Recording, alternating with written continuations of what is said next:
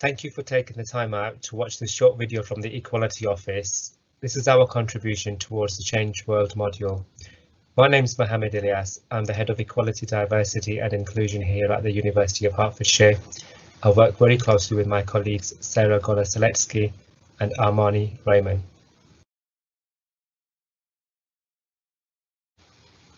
The year 2020 has had an impact on all of us in different ways. Not only are we in the midst of a pandemic, but events across the world, such as Black Lives Matter, have shaken society forever. The university recognises that different families and personal circumstances that we all experience are likely to have an impact on our mental and physical health, as well as having a practical impact on our ability to work and study. On the 11th of March 2020, the World Health Organization declared COVID-19 a global pandemic. In the following weeks, staying in became the norm, people could no longer spend time with their loved ones, and international travel came to a standstill. The lockdown caused scenes of panic in supermarkets and had a ripple effect on the economy. The new government guidelines forced workplaces, including the university, to rapidly adopt a new way of working, which allowed for all day-to-day activities to be done from home. And although it may have seemed like the country would go on and function as before, many also wondered whether things would ever be the same. Black Lives Matter is a decentralized political and social movement advocating for non-violent civil disobedience in protests of incidents of police brutality and all racially motivated violence against Black people. The movement itself is not new and began back in July of 2013 with the use of the hashtag Black Lives Matter on social media after the acquittal of George Zimmerman in the shooting death of African-American teen Trayvon Martin 17 months earlier, in February of 2012. However, the movement was reignited by the killing of George Floyd in police custody, and the 2020 Black Lives Matter protests have brought a new wave of attention to the issues of inequality within criminal justice. This particular incident has galvanized an incredible number of people worldwide for an extended period of time. One of the reasons for this is that it coincides with the outbreak of the COVID-19 pandemic, which has contributed to making these protests more enduring and widespread. COVID-19 has intensified the problems of racial injustice, isolation, frustration, and stagnation has caused a higher rate of unemployment, which provides time to air these grievances. Individuals within society have always faced barriers and challenges, but this year these have been forced to be the forefront of our minds. A poem published at the height of the pandemic highlighted that we are all in the same storm, but not in the same boat.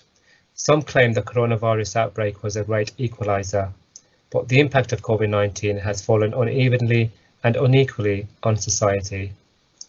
Although the virus itself does not discriminate, it does impact people differently, and for this reason it is important to be mindful of the equality, diversity, and inclusion implications which will still continue to affect individuals and groups within a changed world.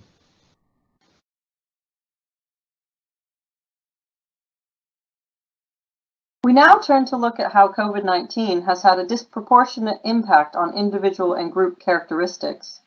The Equality Act 2010 protects individuals from discrimination, harassment, and victimization and covers 9, quote, protected characteristics of age, disability, gender reassignment, marriage and civil partnership, pregnancy and maternity, race, religion or belief, sex, and sexual orientation.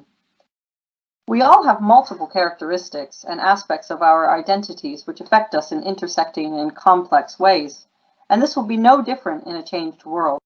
Serious illness and death from COVID-19 increases with age, and the vulnerability of the older population has been widely discussed. And this is not only a concern for individuals themselves, but also those who are caring or living with older relatives. Furthermore, mature women of menopausal age could also be impacted by the reduced health services, which includes the access to necessary hormone replacement therapies on top of the daily menopausal symptoms. COVID-19 affects individuals of all age ranges, and in particular those with underlying health issues. But even healthy young people are not immune to becoming ill. Parent and youth surveys also reveal widespread concerns about mental health impact of COVID-19 on young people. The wider economic and societal impact of the pandemic also affects various people of different ages. For example, following the closure of schools, colleges, and universities, new research suggests that many young people are concerned about exams and coursework and worried about the impact that COVID will have on their future. Some of the key findings include that younger people are disproportionately in lower paid employment and sectors that have been in lockdown, resulting in a widespread of job loss and furlough. However, careful analysis of the data shows that those aged 50 plus are also losing their jobs and being placed on furlough. This suggests that the disadvantage in the workplace is affecting both younger and older workers. The older workers are more likely to be in sectors that include key workers. While that means they are less likely to be laid off, they are more likely to be in roles where they are more exposed to the health risks of the crisis.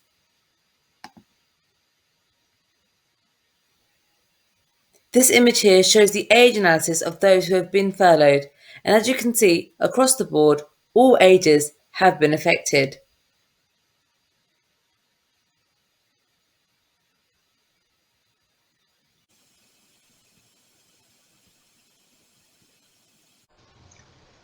The Equality Act states that someone has a disability if they have a physical or mental impairment.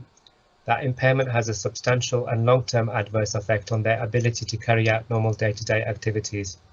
Some examples could include vision impairment, deaf or hard of hearing, mental health conditions, intellectual disability, acquired brain injury, autism spectrum disorder, physical disability.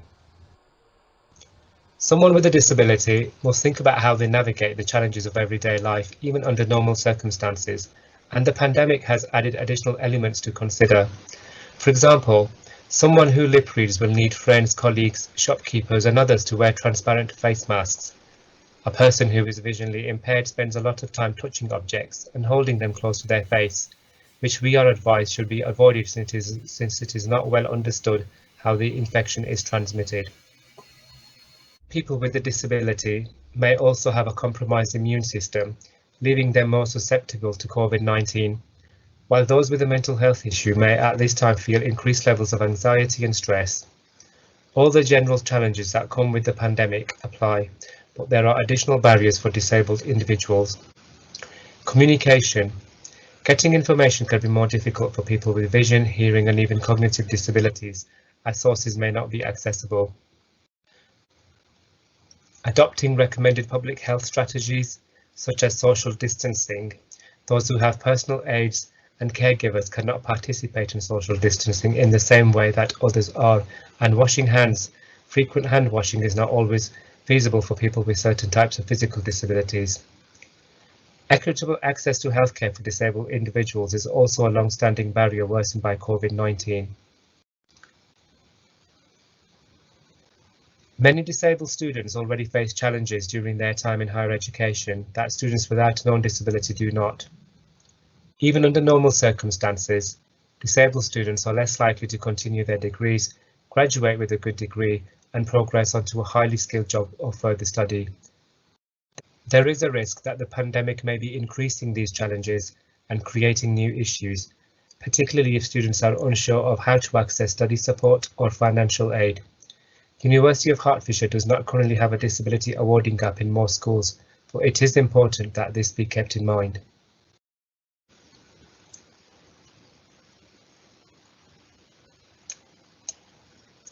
A new Office for National Statistics survey finds that nearly 2/3, 64.8% of disabled adults say COVID-19 related concerns are affecting their well-being. Disabled adults were significantly more likely than non-disabled adults to report spending too much time alone.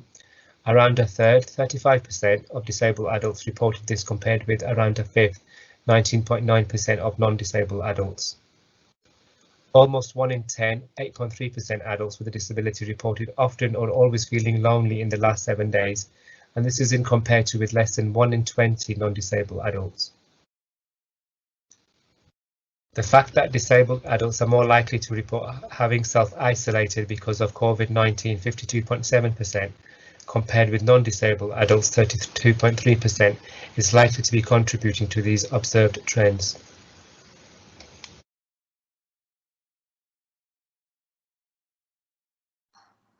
Trans people are already a very vulnerable group. Trans people do not identify with the sex they were assigned at birth. And since September of this year, the Equality Act also protects those who are non-binary and gender fluid under gender reassignment.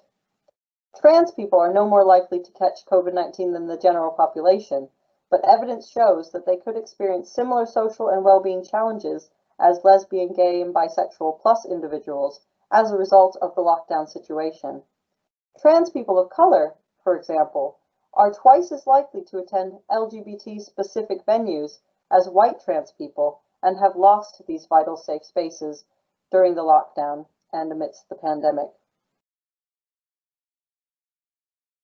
Individuals within the trans community are facing delays and cancellations on essential gender-affirming treatment, which many have been waiting years to access, placing their mental and physical health at greater risk. They are also twice as likely to take their own lives as other LGBT+ people, and are more likely to have existing health conditions and economic instability than the general population due to the discrimination they face, placing them at a higher risk for contracting the virus. They are also more likely than other LGBT+ individuals to be the subject of domestic abuse. 19% of trans people have faced domestic abuse from a partner. For example, being quarantined with transphobic families and lack of access to discreet support. They are also more likely to be socially isolated and may lack contact or support. Many trans students have also had to hide their true selves due to university closures and have lost their safe spaces. They're also more likely to have poor mental health and issues with substance abuse, which could be worsened by the disruption in routine and lack of support. And they may be more reluctant to access health care due to fears of encountering transphobia. Marriage and civil partnerships. COVID-19 affected marriage and civil partnerships through the total postponement of all weddings and ceremonies, and individuals may have had to cancel very important celebrations to organise at a later date. The lockdown also worsened situations where couples were undergoing divorce, confining some within a household space with separating parents in different households from their children. The stress from such situations could in turn have mental health effects. And in Britain, the phrase next of kin doesn't have a legal definition, so patients can nominate anyone to be their next of kin. It doesn't have to be a husband, wife, or civil partner, and can be unmarried or same-sex couples. Pregnant women up to 28 weeks have been placed in the vulnerable group by the Chief Medical Officer during the COVID-19 pandemic. Pregnant women over 28 weeks are considered to be extremely vulnerable. The Equality Act 2010 also protects pregnant students or those who have given birth within the last 26 weeks from unfavourable treatment. There is also some new evidence suggesting that it is possible that the virus can spread to the baby during pregnancy or birth. Furthermore, a new study has shown that depression among expectant and new mothers has almost tripled during the coronavirus pandemic as a result of social and physical isolation measures. For example, worries about infection for themselves and their new babies. Those experiencing moderate to high anxiety symptoms have also increased significantly. Pregnant women and new mothers are already at a higher risk for poor mental health, and this has been exacerbated by the COVID-19 situation. There is established evidence that people from ethnic minority, Black, Asian, and minority ethnic, or BAME groups, are more adversely affected by COVID-19, though it is not known why. This concerning evidence suggests that the impact may also be higher among men and those in the higher age brackets. According to an ONS analysis, BAME people are 4 times more likely to die from COVID-19 related cause than white people. Even after accounting for differences in age, sex, geography, and self-reported health and disability factors, Black people are still twice as likely to die from the virus, and individuals of Bangladeshi, Pakistani, Indian, and mixed ethnicity also have a high risk of death compared with the white population. A government review found that the highest diagnosis rates are in people from Black ethnic groups. Furthermore, a Public Health England data review suggests that people of BAME groups may be more exposed to COVID-19 and therefore are more likely to be diagnosed. This could be due to the fact that a disproportionate number of key workers who are not working from home, for example, in healthcare and also bus drivers, public transport, etc., are believed to be BAME.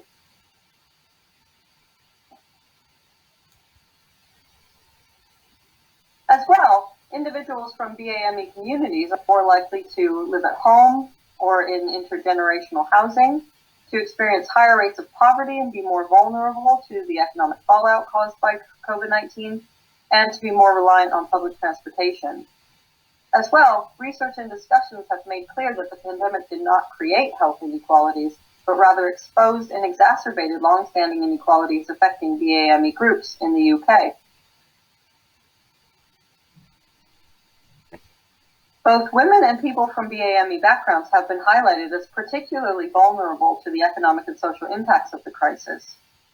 BAME individuals continue to be disadvantaged in employment, including precarious contracts and inequalities in pay, promotion, and pensions. More than 4 in 10 BAME women said they would struggle to make ends meet over the next 3 months. Other worrying statistics show that BAME women and men reported high levels of anxiety about having to go to work during the pandemic. 45% of BAME women said they were struggling to cope with the different demands on their time.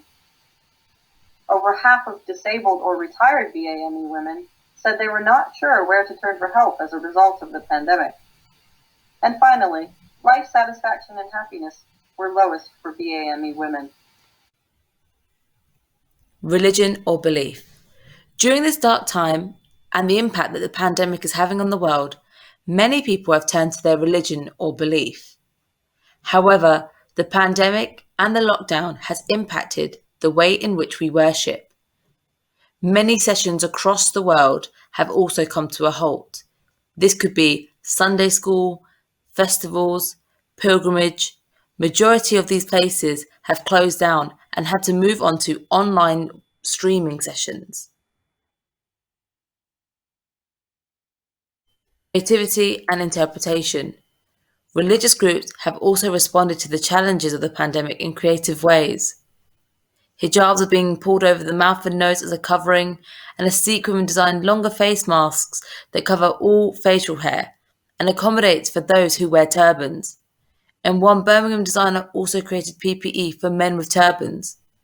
Religious texts have also been consulted in new ways, for example in the Jewish faith, to determine whether or not it was acceptable for someone to wear a protective mask outside on the Holy Shabbat.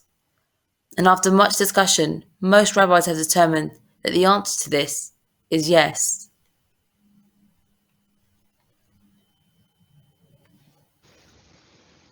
We can already see that the pandemic and its economic fallout are having a regressive effect on gender equality.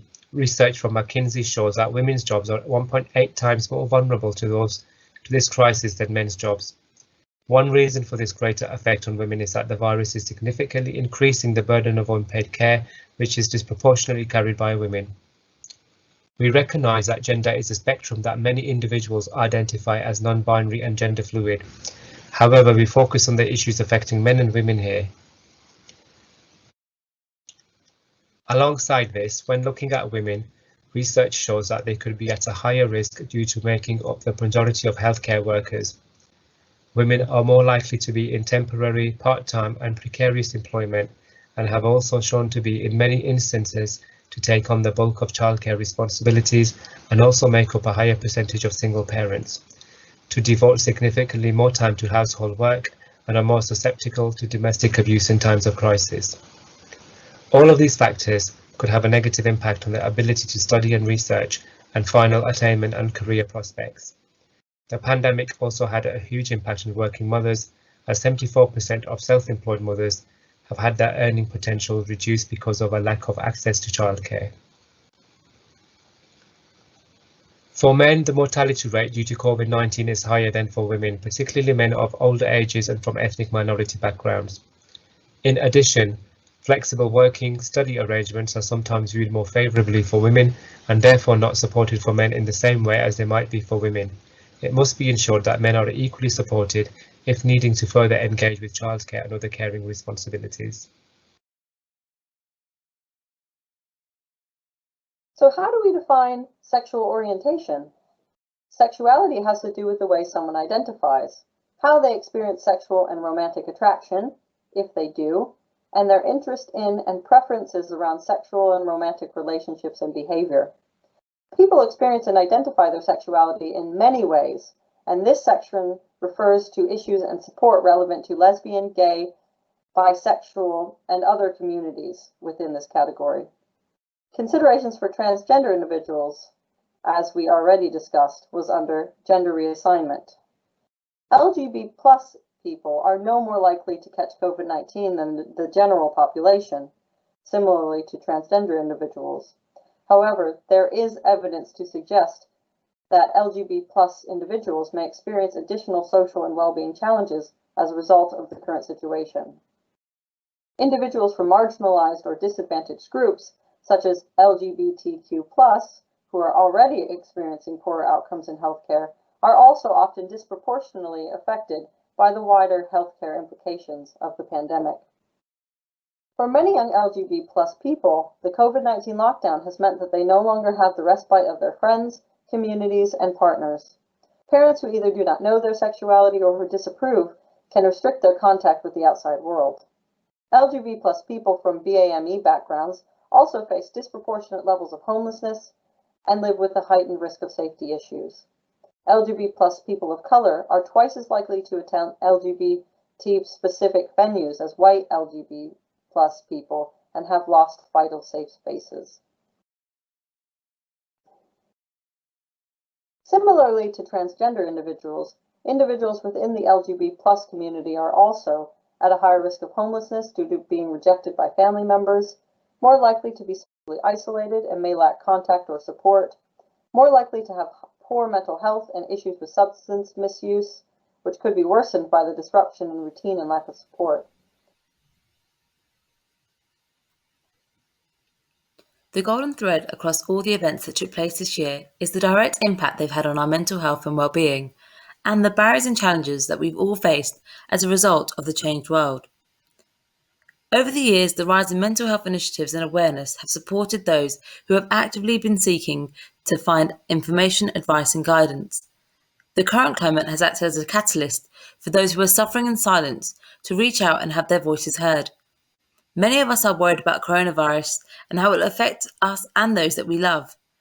Similarly, many of us are affected by the Black Lives Matter movement and fearful of what the future has to hold. The economic downturn has also contributed to our growing concerns.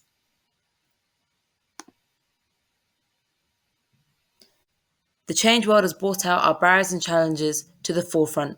As explained in the previous presentation, individuals and groups within each protected characteristic have their own challenges to face in this ever-changing period of time.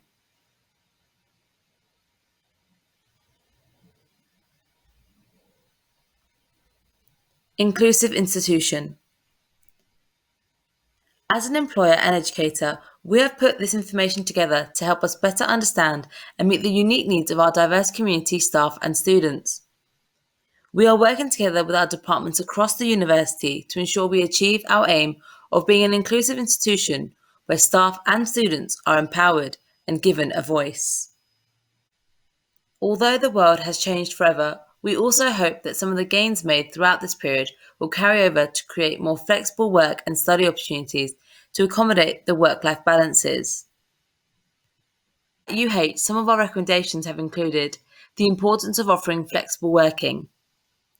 Secondly, to also look at providing multi-module teaching and scholarly materials, producing formats that work for people with different physical conditions and ways of reading and communicating, sharing and contributing. We've also discussed the impact of lockdown on staff career progressions in appraisals, particularly women who have been shown to take on the bulk of childcare and household work to the detriment of time for research and productivity. Retaining virtual meeting spaces and holding events and workshops online to engage wider audiences. We also emphasise the university's stance on the zero tolerance of racism and hate crime, and continue to raise awareness of our role as a third-party reporting centre for hate crime.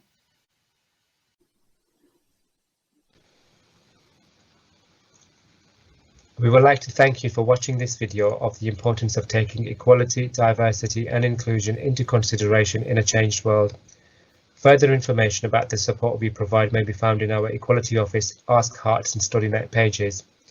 We welcome feedback to assist us towards understanding the needs of our community and improving delivery. If you have any comments or recommendations, please email the Equality Office. Thank you.